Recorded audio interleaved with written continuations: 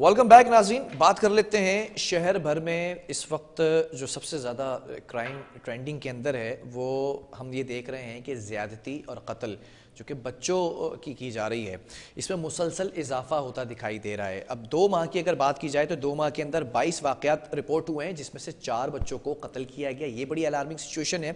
साथ साथ ये भी फैक्शन फिगर्स हमारे सामने रखे गए हैं जो इदारे हैं कि रवा साल 251 बच्चे घरों के करीब से लापता भी हुए हैं। जबकि जो एडिशनल आईजी हैं उन्होंने ये प्रेस ब्रीफ भी दी है, इसके ऊपर भी बात की गई है कि 233 मुलजिमान गिरफ्तार किए गए। लेकिन साथ साथ ये भी कहते नजर आए कि 90% केसेस के अंदर वालिदैन की लापरवाही होती है।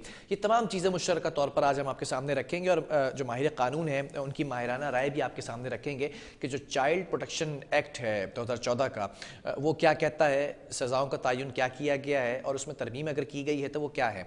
तमाम चीज़ों पर बात कर लेते हैं। हमारे साथ इस वक्त माहिर कानून मौजूद हैं आमिर जमील। आमिर, बहुत शुक्रिया, आप हमेशा अपनी माहिराना राय हमारे सामने रखते हैं और हमारे व्यूवर्स भी उससे मुस्तफीद होते हैं। सबसे पहले मैं जानना चाहूँगा, ये जो बच्चों के साथ ज्यादती है और कत्ल के जो वाक़यात हैं इसमें इजाफा हो रहा है और फिर आपको याद होगा 2014 के अंदर एक एक्ट बनाया गया था, फिर उस एक्ट को जो है वो उसमें तरमीम भी की गई थी। ज़ैनब कत्ल केस भी आपको याद होगा, मुख्तलिफ वाक़यात भी रूनुमा होते रहे जिसको हाईलाइट किया गया। ज़रा सा मैं चाहूँगा पहले आप इस एक्ट के हवाले से बात करें और अपना पहला कॉमेंट दें। बिल्कुल, बहुत शुक्रिया, आपने मुझे मौका दिया। इसमें बिल्कुल 2014 में चाइल्ड प्रोटेक्शन एक्ट नाफिजुल अमल हुआ था, पर उसकी इम्प्लीमेंटेशन बहुत स्लो है।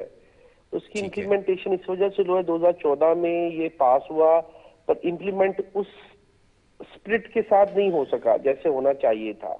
इसमें सजाओं का तयन किया गया, इसमें उम्र कैद की सजा दी गई, जैसे जिनसी ज्यादती और कत्ल में 370 सेक्शन 377 में उसमें पनिशमेंट जो है वो उम्र कैद भी दी गई और साथ जो है डिस्क्रिशनरी पावर रखी गई कि अदालत उसमें जितना भी जुर्माना कर सकती है। पर आपको पता है हमारा यहाँ के इन्वायरमेंट ऐसी है, हालात ऐसे हैं, कुछ फाइनेंस के प्रॉब्लम है, इकोनॉमिकल प्रॉब्लम है, लोगों की गुर्बत है, जिससे जो है वो लोग जो है वो इस इशू को उजागर नहीं करते। अब या तो वडेरा सिस्टम है या वो इसको दबा देते हैं अपने इन्फ्लुएंस से, तो लोग जो है वो इस चीज को सरफेस पर नहीं लाते। वो शर्मिंदगी से, गुर्बत से और दबाव से, इन्फ्लुएंस से, तो ये चीजें जो बच्चों के साथ अब्यूज बच्चे होते हैं वो काफी केसेस तो रिपोर्ट ही नहीं होते हमारे मुल्क में। अच्छा, ठीक है आमिर, ये भी बताइएगा कि ये जो एक्ट है बच्चों के तहफ़्फ़ुज़ात का जो बिल है चाइल्ड प्रोटेक्शन सिस्टम 2014 के अंदर जिसको अभी हम डिस्कस कर रहे हैं, इसमें जो सज़ाओं का तयन किया गया है वो सज़ा क्या है? क्योंकि हमें ये पता है कि जो स्पीडी ट्रायल है उसका कहा गया है कि अगर ऐसे मुल्ज़िम को अरेस्ट कर लिया जाता है तो उसके साथ क्या होने जा रहा है, अदालती कमरे के अंदर किस तरह कार्रवाई होगी और सज़ा क्या रखी गई है उसके लिए? देखिए, चाइल्ड प्रोटेक्शन एक्ट 2014 में मैंने अर्ज की कि ये ग्रेविटी ऑफ ऑफेंस पर है। ठीक है। अब जैसे ये ग्रेविटी ऑफेंस ये है कि ऐसा ऑफेंस जिससे कोई टेरर या कुछ ऐसा सिनेरियो क्रिएट होता है तो उसमें सेक्शन 7 भी ऐड कर देते हैं कि ये एटीसी ट्रायल में चलेगा। जैसे अभी कुछ केसेस में देखा गया है कि जिनसी ज्यादती के बाद बच्चों को मार्क भी लगाए गए हैं, निशानात लगाए गए हैं, जलाया गया है, तो वो फिर एटीसी ट्रायल बनता है क्योंकि उससे सोसाइटी में टेरर क्रिएट होता है, तो उसमें पनिशमेंट डेथ पेनल्टी भी है। अब ऐसे केसेस हैं जिसमें कुछ ऐसा टेरर या फियर नहीं क्रिएट हुआ सोसाइटी में, तो उसमें जो है उम्र कैद की सजा भी है। तो 377 में ग्रेविटी ऑफ ऑफेंस को देखा जाता है कि जिससे माशरे में, सोसाइटी में टेरर क्रिएट हुआ है नहीं हुआ, तो इन चीजों को देखा जाता है। हर सर्कमस्टांसेस और फैक्ट्स के मुताबिक उसको जज किया जाता है। ठीक है, इस एक्ट में कोई मजीद तरमीम की गई है क्या? जी बिल्कुल, तरमीम इस एक्ट में की गई है। इस एक्ट में जो है वो फाइन जो है वो डिस्क्रिशनरी पावर्स रखी गई है, तो ये जो उम्र कैद है इसको भी ऐड किया गया है। पहले उम्र कैद नहीं थी, अब उम्र कैद को भी ऐड किया गया है कि जी इसमें उम्र कैद की सजा को जो है वो कोर्ट्स जो है वो इस पर इम्प्लीमेंट भी कर रही हैं और इसको सीरियस तरीके से देखा जा रहा है। पर मैंने अर्ज की आपसे कि हमारी जो कोर्ट्स जो है वो सारा जो है वो इन्वेस्टिगेशन ऑफिसर्स की लाई हुई रिपोर्ट्स पर ही रिलाय करते हैं, क्योंकि वो मजबूरी है और इन्वेस्टिगेशन ऑफिसर्स और प्रोसिक्यूशन वो केस को प्रूव करने में नाकाम हो जाती है, डेंट्स एंड लेक्यूना छोड़ देते हैं, जिससे जो है वो मुलजिम को जो है वो काफी डाउट्स और वो क्रिएट करके जिससे वो निकल आते हैं, बरी हो जाते हैं, या उनकी सजाओं में कमी कोर्ट को मजबूरन उनको इम्पोज करनी पड़ती है, कम सजा इम्पोज करनी पड़ती है, केस में उस हिसाब से इन्वेस्टिगेशन नहीं हो पाती। ठीक है। अच्छा, इस बिल के हवाले से मैं बात करूं क्योंकि आप माहिर कानून है, कोई ऐसा जो है वो लूज पॉइंट है कि जैसा आपने अभी डिस्कस किया, जो मुल्जिम है उसके बच निकलने के चांसेस भी होते हैं, तो इस बिल को इस तरह से प्रोटेक्ट किया गया है कि अगर जो अक्यूज्ड है उसको फिर मौका ना मिले इस तरह, अगर कहीं पर प्रोसिक्यूशन वीक होती है तो फिर उसको रिहा कर दिया जाए। देखिए, बिल तो बना है, प्रोसीजर तो सीआरपीसी का ही फॉलो होगा ना। बिल तो बन गया, उसमें ग्रेविटी ऑफेंस भी डाल दिए, उसमें पनिशमेंट भी डाल दी गई, पर जो ट्रायल होगा वो सीआरपीसी के तहत ही होगा। अब सीआरपीसी के अंदर जो ट्रायल होगा, अच्छा ये जो ट्रायल है, इसमें जरा एक चीज मैं ऐड कर दूं जुज़वी तौर पर, फिर आप अपना पूरा कमेंट दीजिएगा। ये स्पीडी ट्रायल होगा? जी बिल्कुल बिल्कुल बिल्कुल, ये स्पीडी ट्रायल होगा।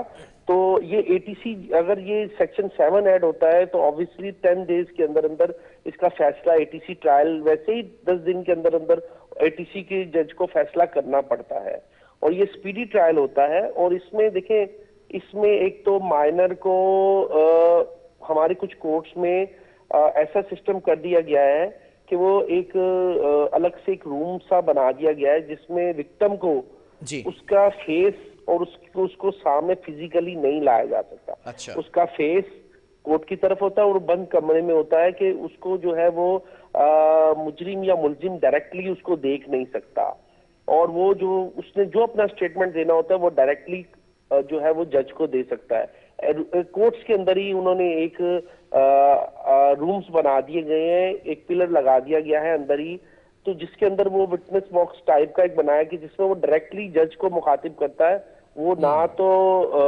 मुजरिम या मुलजिम उसको डायरेक्टली देख सकता है मुलजिम, ना ही वो उसको आई कांटेक्ट हो पाता है। तो ये एक बहुत अच्छा साइन है जो आजकल ये हो रहा है इन केसेस में। ठीक है। अब ये तो आपने बताया कि जिन बच्चों को ज्यादती के बाद कत्ल कर दिया गया उनके लिए, जो बच्चे इस वक्त जो है वो जिंदा हैं और सही सलामत हैं, उनके लिए आपने बताया, जिनको कत्ल कर दिया गया उनके लिए क्या है मामला? हाँ, ये आपने बहुत अच्छा अभी जी, जिनको अभी सुहेल नामी शख्स आपने सुना होगा, वो गिरफ्तार हुए इस्लामाबाद से, जो अच्छी पोस्ट पर थे, पढ़े लिखे थे बाहर की कंट्री में। तो इसमें अब साइको एनालिसिस को भी देखा जाता है, काफी चीजों को मॉनिटर किया जाता है कि इसकी वजूहात क्या है। अब कुछ जो राय ये थी कि जी जिनके साथ पहले अब्यूज हुआ होता है वो ऐसा अमल करते हैं, ये भी एक राय थी। साइको एनालिसिस ये भी है कि वो ये खुद अमल करते हैं। और दूसरी फिर मसला ये है कि मैंने फिर अर्ज की कि हमारे यहाँ जो है वो प्रोसिक्यूशन का निजाम बहुत वीक है जी, इन्वेस्टिगेशन बहुत वीक है। अब निकलने के चांसेस ये होते हैं कि ये छोड़ दे, क्यों ना डेंट छोड़ देते हैं, या हमारा मेडिकली निजाम जो है वो फिट नहीं है, उसमें कुछ डेंट लेक्यूनाज आ जाते हैं। देखिए, अब मेडिकल तो उसी टाइम होना चाहिए जिसके साथ ज्यादती उसका मेडिकल होना चाहिए। ये मेडिकल होता नहीं है, बॉडी डिकम्पोज हो जाती है, उसके बाद मेडिकल में आता ही कुछ नहीं, क्योंकि बॉडी बहुत पुरानी हो गई होती है। जैसे बॉडी मिली, जिसको एक किसी को ज्यादती किया, आप उसको मार दिया, मारने के बाद उसकी बॉडी मिली, बॉडी भी इन्वेस्टिगेशन ऑफिसर को फौरन उसको मेडिकल ट्रीटमेंट करवाना चाहिए या उसका पोस्टमार्टम करवाना चाहिए। वो पोस्टमार्टम डिले होता है, बॉडी डिकम्पोज हो जाती है, तो वो रिपोर्ट्स नहीं आती, ये पूरा केस मेडिकल पर बेस करता है। तो ये काफी चीजें जो है वो फिर फायदा मुलजिम को होता है। तो हमारा सबसे पहले लॉ तो हमारे पास है, बैगर एक्ट भी है। ये वो सारी चीजें आपने डिस्कस की जो स्पीडी ट्रायल इश्यूज हैं कॉमनली पाकिस्तान के अंदर। जी। अच्छा, साथ साथ ये भी बताइएगा, ये तो कानूनी तौर पर माहिराना राय हो गई और आप माहिर जुर्मात भी हैं, मैं व्यूवर्स को ये भी बताता चलूँ। फिर इस पर भी मैं कमेंट चाहूँगा। एडिशनल आईजी ने भी आज इस पर वजाहत की है कि जो बच्चे हैं वो अकेले ना जाएँ, वालिदैन के साथ जाएँ। फिर उसकी और मज़ीद डिटेल ये की कि बच्चों को बहला फुसला के चीज़ ले जाने के बहाने या वालिदैन से मिलवाने के बहाने जो नॉन स्ट्रेंजर्स हैं या फिर अननोन स्ट्रेंजर्स हैं, दोनों टर्म्स यूज़ की हैं, कि उनके साथ ना जाएँ। तो फिर इस तरह से माशरे के अंदर ये जो चाइल्ड सेक्सुअल अब्यूज़ है, इसको कैसे रोका जा सकता है? सर, इसको तो हमें सोशली और जो है वो हमें ऐसे प्रोग्राम्स करने चाहिए, हमें अवेयरनेस प्रोग्राम्स देने चाहिए जो स्कूल लेवल पर जाके, स्कूलों में जाके किए जाए, मुनक्किद हो, जो बच्चों को बताया जाए कि ये चीजें हैं। इंडिया में तो ये, इंडिया के अंदर हमारा जो है नेबर कंट्री है, वहां आप देखें सोशल मीडिया पर बच्चों के स्कूलिंग में एक सब्जेक्ट रखा है, एक पीरियड रखा है जहां जाके जो है वो उनको बताया जाता है, उनको अवेयरनेस दी जाती है कि आपके पीछे कोई आए, आपको कोई टच करे, आपने ये चीजों को बताना है, अपने टीचर को बताना है, अपने वालिदैन को बताना है। तो हमारे यहाँ ये बहुत कम है, अवेयरनेस बहुत कम है, बच्चों को अवेयर नहीं किया जाता इन चीजों के लिए। सबसे पहले तो हमें एडिशनल आईजी साहब ने कहा है, बट उसके लिए प्रोग्राम हमें मुनक्किद करने चाहिए स्कूल्स में, सोसाइटी में, और बच्चों को उसमें बुलाना चाहिए, उनको अवेयरनेस देनी चाहिए। ठीक है, इसके लिए तो जो है वो सोशली हमें इसको जो है वो ज्यादा उजागर करने की जरूरत है। ठीक है, thank you very much. Aamir Jamil हमारे साथ मौजूद है, माहिर कानून है और माहिराना राय आपने जानी कि जो चाइल्ड प्रोटेक्शन एक्ट है 2014, उसमें मज़ीद तरमीम भी की गई है, क़वानीन सख्त भी किए गए हैं, लेकिन जो इन्वेस्टिगेशन है उसको मज़ीद तेज़ और असर रसूख रखने वाले जो फैक्टर्स हैं उनसे हटाकर जो इन्वेस्टिगेट करने की ज़रूरत है, तो शायद इन वाक़यात को रोका जा सकता है। फिर इसके ऊपर इखलाक़ी तौर पर भी एडिशनल आईजी ये कमेंट करते नज़र आए कि बच्चों को खुदारा आपके अपने ज़ाती बच्चे हैं तो उनकी देखभाल भी आपकी ही जिम्मेदारी है, तो उनको अकेला ना छोड़ें। बहरहाल वक्फे की तरफ जाएंगे, उसके बाद बात करेंगे मुर्गी और अंडे के हवाले से जो हमने गुज़िश्ता एक हफ़्ते पहले आपको पेशगोई की थी, ऐसा ही कुछ होता नज़र आ रहा है और मुर्गी के गोश्त की जो कीमत है उसमें इजाफा हो चुका है। वक्फे के बाद आपको बताएंगे कि मामला है क्या।